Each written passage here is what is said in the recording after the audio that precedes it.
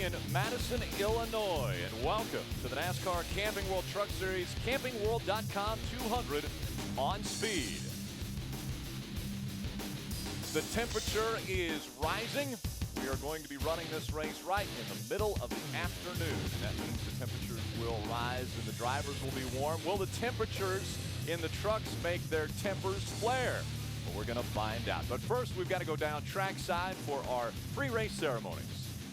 At this time, ladies and gentlemen, we ask that everyone would please rise. And in honor of the great God we serve and our great nation we live in, gentlemen, please remove your caps for invocation and remain standing for the singing of our national anthem. And now, ladies and gentlemen, giving today's invocation, again, we introduce Greg Dessard from Midwest Racing Ministries. Father, we thank you for your love and care for us, and we come today and ask that you give us your protection. Father, protect us from harm, protect us from this heat, and Father, we ask for an extra measure of wisdom for the drivers as they make these split decisions on the track. Now, Father, guide us and guard us, and thank you for your love, for it's in Christ's name we pray. Amen. And now, ladies and gentlemen, performing the national anthem of the United States of America, please welcome Miss Stephanie Rabus. Oh, say, can you see by the dawn's early light what so proudly we hailed at the twilight's last gleaming, whose broad stripes and bright stars through the perilous fight o'er the ramparts we watched were so gallantly streaming, and the rockets regular, the bombs bursting in air, gave proof through the night that our flag was still there. Oh, say, does that star-spangled banner yet wave o'er the land of the free?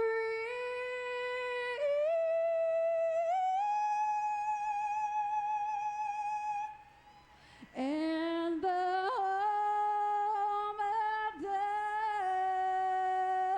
brave.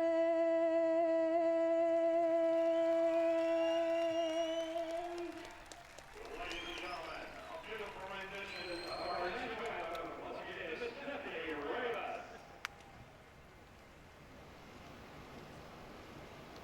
And so we're going to try again. The drivers will climb into the trucks and get ready for a big race here at Gateway International Raceway.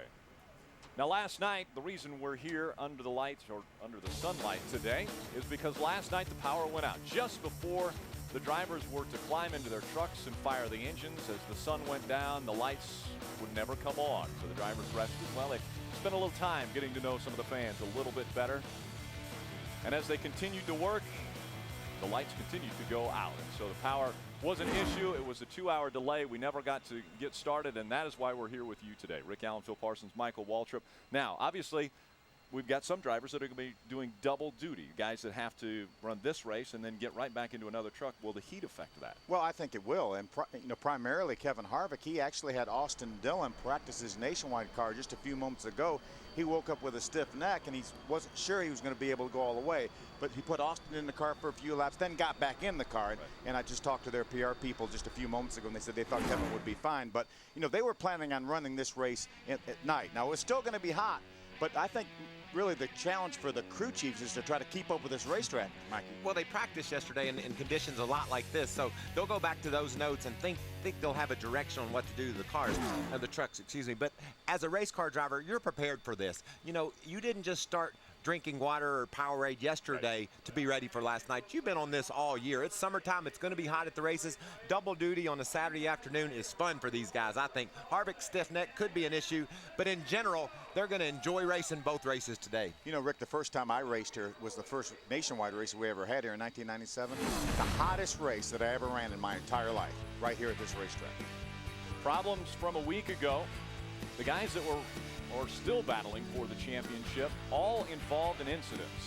Todd Bodines actually was of his own doing. The other three involved in something that they didn't have really a lot to do with. Man, we went to Iowa, and I thought it was about a four-man point race. Those guys right there, they invited, because of their problems, 3 new dudes into this race, and it's going to be fun to see how this summer stretch affects our point battle. Remember last year, Hornaday in a 5-race stretch won 5 of those races, and he gained 250-some points on the whole field. So this type of scenario is what Austin Dillon is looking to accomplish in 2010. You can see 267 behind and 7th place in the points. With the way that team is performing, I look for him and the rest of the guys ahead of him all to contend for this championship. Because it's not like they're clumped up at the top, you know, within 20 points or so. You got an 88-point gap back to second to Eric Almirola. Then it's a full race back to Ron Hornaday. If Todd Bodine has a little bit of trouble, he had a little bit of trouble last week. If he has a little more trouble, then he brings more people really close into this. Let's head down to pit road and Ray Dunlap. Well, thank you, Rick. You know what a lot of the drivers down in the garage have been telling me all weekend is that they're very worried about double file restarts here at St. Louis. We know how tight the turns are here at this racetrack, but we've never had double file restarts. And today we throw another wrench into that. These trucks are going to be extremely loose at the beginning of these runs, and we think the crew chiefs are going to be very busy on the first round of pit stops trying to make adjustments. They were set up to race at night. Today we're racing in the day, and that initial green flag could be very hairy as they head into turn 1. Adam? Ray, we know in racing that drivers will take any advantage they can get, and perhaps Austin Dillon, the most recent winner in Camping World Truck Series competition, has received his. Both Michael and Phil talked about Kevin Harvick waking up this morning with a stiff neck. Phil mentioned the fact that Austin Dillon got in his nationwide car for a few laps. We know this track is going to be different today than it was yesterday, and perhaps those few extra laps on track earlier this afternoon could pay dividends for Austin Dillon here today as we get set to roll the trucks on track. Want to take a look at our ZMAX track description of this 1.25 mile racetrack. It's very unique. It's definitely a unique racetrack. You go down into turn 1, it's a little bit tighter down there, and so you have to have a little bit of a different setup to get through 1 than you do 3 and 4. So that makes this race challenging for the race teams. And I like what Ray Dunlap said. These double file restarts, and particularly this first start, they're going to be wild today because these guys, they proved last year they can't start single file and keep from wrecking each other. We had 2 wrecks right at the end of the race last year, and they were single file. Double that up and imagine what we're going to have. Royal Purple race analysis. You see 36 trucks will start this race, 200 laps, 160 miles. Our pit window, somewhere around 65 to 70 laps per almost 600 grand. We have advanced further than we could get last night because the drivers are strapped in, and it's time for the command. And now for the most famous words in motorsports. Again, welcome our Grand Marshal from Camping World, T.J. Smith. Drivers, start your engine! Okay, burn up. Crank up when you'd like here. Crank it up here. Let us know when it's running. That's M4. The engines are fired. The temperature is up. The green flag will drop when we come back.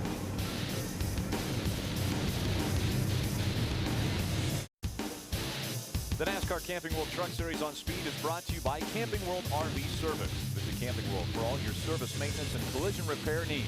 We've got you covered. By the Dodge Grand Caravan, with seating for up to 7 adults or up to 5 professional wrestling adults. And by Mahindra. Visit your local Mahindra dealer today and drive a Mahindra tractor.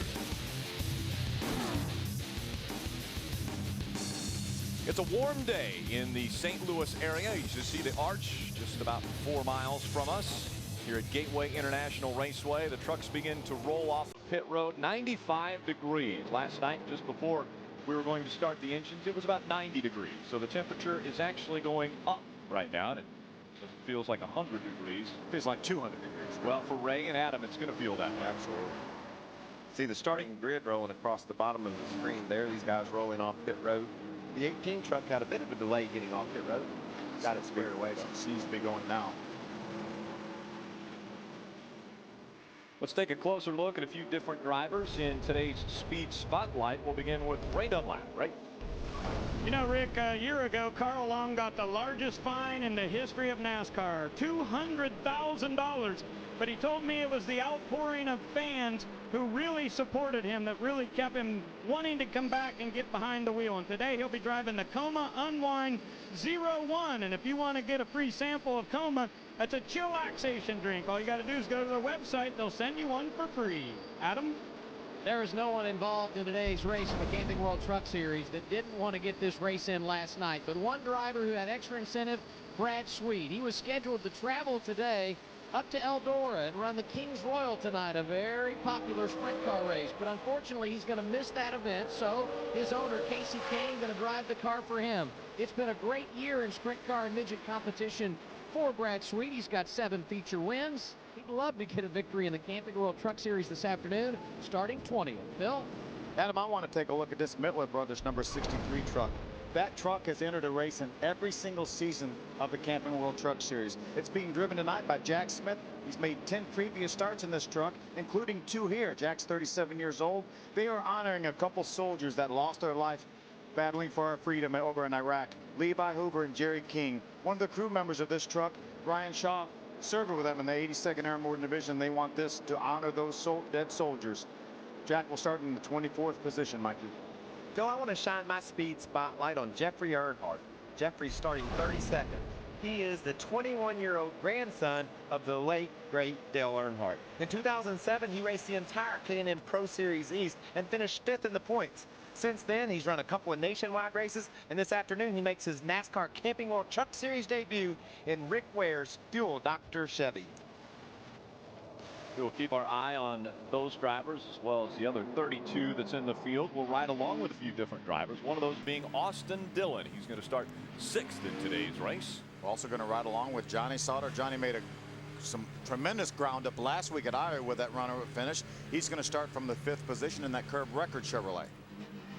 There's my buddy Jason White. He's rolling off from the 23rd spot in his gunbroker.com truck.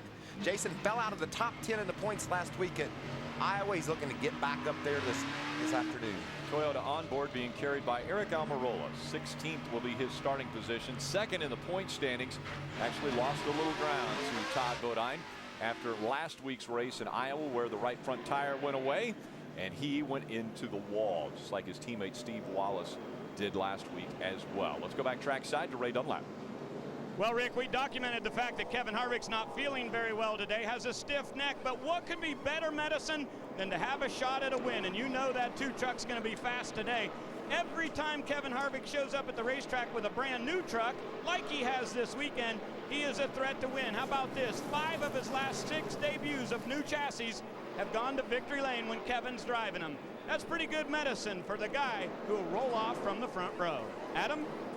You talk about Kevin Harvick starting on the front row, Ray. In fact, he won his first ever pole in Truck Series competition here yesterday afternoon. No surprise that he's successful here at Gateway because his organization has a long history of success at this facility. Harvick, a pair of nationwide wins back in the early 2000s. Hornaday driving the 33 truck, won here in 2008. And Rick Corelli, who will spot for Hornaday and oversees the truck operation at KHI, won the first ever race here at Gateway International Raceway. Kevin Harvick on quite a roll this season. He's only entered 3 races, won 2 of them, and the other one he finished 2nd. So he's looking to keep that average up. He's not doing too bad in the Cup Series either. He's got the point lead, and as a matter of fact, we have all 3 of the point leaders in the major 3 series of NASCAR in this race today. Kevin Harvick, James Busher, 1 and 2 coming down the front stretch. Green flag in the air. We're underway at Gateway International Raceway. Harvick with a good start takes the point as they go into turn number 1. Pretty smooth through 1 so far. Looks like Hornaday's going to jump out of line, make it 3 wide. wasting no time. Moving to the bottom of the racetrack. He gets to the inside of the 17 of Timothy Peters. Slides up in front of him. James Busher holding on to second. Brad Keselowski just behind him in third. Those are the type of choices these guys are going to have to make all day long, Phil. If somebody dives inside of you and tries to make it three wide, are you going to let off and let them have that spot? Or are you going to crowd down and try to block them off? Eric Almirola, I believe, got into the wall coming out of turn number 4 in that number 51 truck by Billy Ballou. I think he definitely made a little bit of contact off before. We saw a few trucks do that yesterday in qualifying. Hornaday's continuing to look for spots down on the inside of Austin Dillon. Look how hard he drives that truck down into the turn. He's confident in what he's got under him. And it sticks. That's exactly right. And, you know, that's when you're vulnerable. When you dive in on the inside of another truck, you better make sure it's going to stick. Battle side by side for the lead. For second on the inside, trying to get by James Busher is at 29 of Keselowski. He takes second away. Remember, those two trucks tied qualifying. James Busher got the spot because he was ahead of Noner points. They ran the exact same time to the 1,000th of a second. How about Kevin Harvick checking out right now on this field? I'm more impressed with this guy in the 33. Hornaday just picking them off one at a time. Got by Johnny Sauter. Now he's got his sights set on the 7 of Justin Lofton just in front of him. He's got a new crew chief, Bill, and it's a temporary crew chief. And Ron, you know how he is. He wants to drive that thing for all it's worth and gain all the positions he can early. Get this win. Here comes Austin Dillon on the inside of Johnny Sauter. You can see he's not able to complete the pass. Stuck on the inside of Sauter. They were 3 wide right behind them for a moment. Right behind him. A lot of racing going on. 160 laps here, and it looks like this is the first lap. I mean, the last lap. Almirola.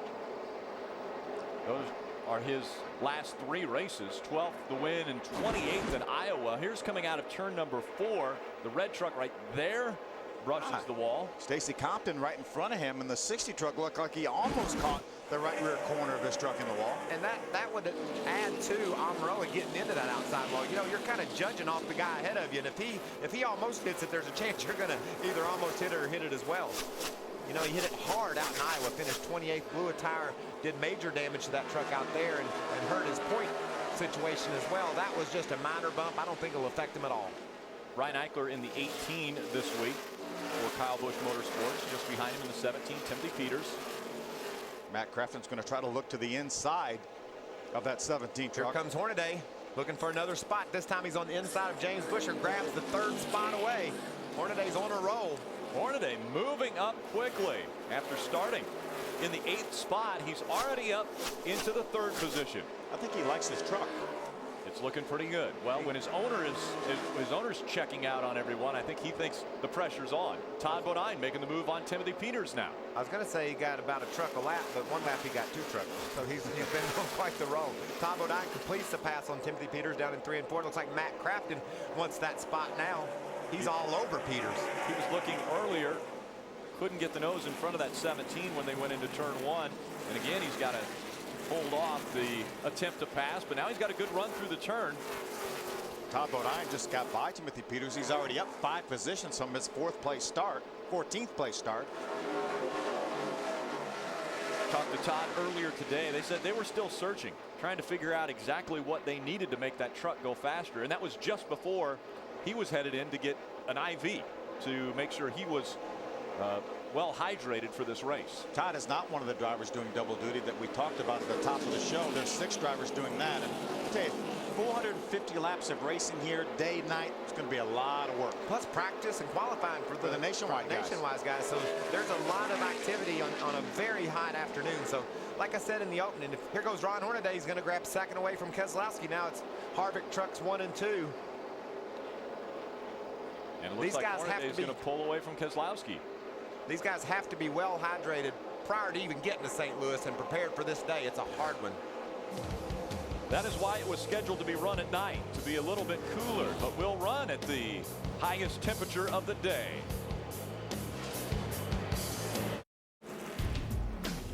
Later this evening, Charlotte Motor Speedway will host a Legends Car race to top them all, and it's only on speed. competitors will be battling for an unprecedented $1 million purse. So make sure you tune in tonight, 7:30 p.m. Eastern. It's the Legends Million, only on Speed. Rick, you cannot believe how much excitement as we see the caution flag is out here at Gateway, but how much excitement there is. They had almost 300 entries going for that $1 million purse tonight. And one of the entries is Stefan. He won his heat race today, right? He In did. one of the prelims for the big race tonight. So congratulations, Dad. Thank you, yeah. Car owner as well, I assume. Well, sort of. David Reagan actually was second in qualifying for that, so he is the lone Sprint Cup driver that has entered the Legends race. And he won his heat race, so he automatically is locked into the feature. Look at all the damage on that 60 truck of Stacy Compton. Now, this was some hard racing early in the going. It looked like Mario Goslin and Stacy got together once. This is the first time they go into turn 3, and Mario just does what we see so often. Feel a little bit sideways on entry, has to correct it, chases Stacy up the track. And I don't think Stacy was too proud of him for that. I don't think he was real thrilled with that. Here's another view of it. This is from Eric Almirola's onboard camera. You see, he got loose way before he got in there. He really did a nice job saving that truck, and Stacy gave him some room. Now, this is a lap later. Watch this now when they come off this corner. See Ricky Carmichael up high in the Ford truck, and Stacy said, "Oh, I'm going for the bottom here." Watch this. This is almost a big crash. Look at this. Huge contact there. And what a nice job Jason White, Ricky Carmichael did to avoid that, as well as Eric Almirola. And Max Pappas. You can see Max is saying, okay, sort this out, guys. As a driver, tell me how frustrating you'd be if you were in the 60. As we see some guys on pit road, before you respond to that, let's go to pit road and Adam Alexander. First stops of the day for these gentlemen going to take place at lap 14. Eric Almirola, not a great qualifying run, and he didn't make a nice rally in the early portion of this race, so they like to come down. They will put on tires, and here you see Stacy Compton. You talked about him having an issue on track with Mario Goslin. Some decent damage on the right side of his vehicle. He will get 4 tires on this cycle as well. They pulled tape off the front of that truck, so already maybe running a little bit warm. Not only the driver behind the wheel, but also the engine might be running a little warm. That guy's warm on all accounts right there. Stacy's hot. The fans have come back out to enjoy a little truck racing. Get that. And welcome back to the CampingWorld.com 200 from Gateway International Raceway. Just about to get the green flag once again. My speed spotlight from last week, Norm Benning. I told you he'd be solid. Posted a 22nd place finish at Iowa. That is our first lucky dog from Aaron's today. So Norm's working on another solid day. How about this? We're getting ready for this restart. You have teammates up front. Kevin Harvick had a 6-second lead when the caution came out. We'll see how well Ron Hornaday does. He's so good at restarts. Green flag in the air, but Harvick dominating this restart, and right up in front of his teammate he goes. Keselowski pulled up beside of the 33 of Hornaday, not able to make the move on the bottom. Johnny Sauter now may peek to the outside of Keselowski. And he gets there, Phil. He gets Keselowski pinched to the bottom, so all the trucks running to the outside of Brad. Ron Hornaday all over the back bumper of that 2. And here we're side by side for third. Keselowski to the inside of Johnny Sauter. Watch his hands. Do you see him work that steering wheel in that 29 truck? How about, can I have 5 points, boss, please? And there you go. Ron Hornaday drives on the outside of Kevin Harvick. That was scheduled. I thought maybe they'd wait until they built up a bigger lead and maybe swap the lead for a lap or so, but they just went ahead and did it right off the bat. Oh, got one into the wall or into another truck. Contact. 3 wide. Jason White on the inside. There's David Starr now on the outside, the 81 truck. Stacy Compton back there. And David Starr slides up the racetrack. He's able to hang on to it. He made a lot of time on entry and gave it all up in the center. Side by side for the lead. Harvick got that lap by 2/1000ths of a second. So there you go. There's 5 bonus points for you, Ron. That's just being a good team owner there. He saw an opportunity to help problems for Brian Eichler in the 18. It is slow on the racetrack. More coming. 2 more coming. Still coming inside after these 2. We're going to go low, inside, clear low, clear low, clear low. Get down there. We'll pit this time, 4,400. Yeah, he's got a rear tire or something like that. Got a tire down and come in and change that. Keselowski able to get back by Johnny Sauter for the 3rd position. Austin Dillon trailing Sauter now. You see the 18 on pit road now. That's Brian Eichler driving the 18 for Kyle Busch Motorsports. Is that right rear down? I was worried about a right side tire being down. It looked like he was in the vicinity of where that smoke was off turn 2. Maybe he rubbed with another truck. Todd Bodine, I hear they were racing close together. Adam, what are they saying in the pits? Got a right rear flat, it looks like. It looked like when they went by on pit road, it was a right rear tire, and they just said on the radios, you heard right side tires only. So we'll go down and check out the tires when they take them off. Tough break for Brian Eichler early in the race here today. So a quick stop, right side tires. And Brian Eichler will head back out on the track. Rick, we saw some smoke off turn 2, and this is what caused the flat tire. Todd is on the outside of Eichler. Eichler tries to crowd him with his right rear, and Todd was in there, and that just either tore the valve stem out or just cut a hole inside of that tire. And that's one of the things that the Cup Series is looking at. That splitter sticks out a little bit from the side of the vehicles, and so it can get into a tire. Ray Dunlap. Back to the bumper, back to the bumper. You'll pull him off. Just wanted to give you a quick update on number 13, Johnny Sauter. He's very, very tight through the center of the corner. They're going to make a big air pressure adjustment when they come in for their first round of pit stops. And Joe Shearer's crew chief reminded him that he had taken some tape off of the front of the nose early this morning because they were fearful that it was going to be too hot. He said, keep me abreast of that. We may be able to put some of that tape back on, which will help you with your aero downforce. Adam?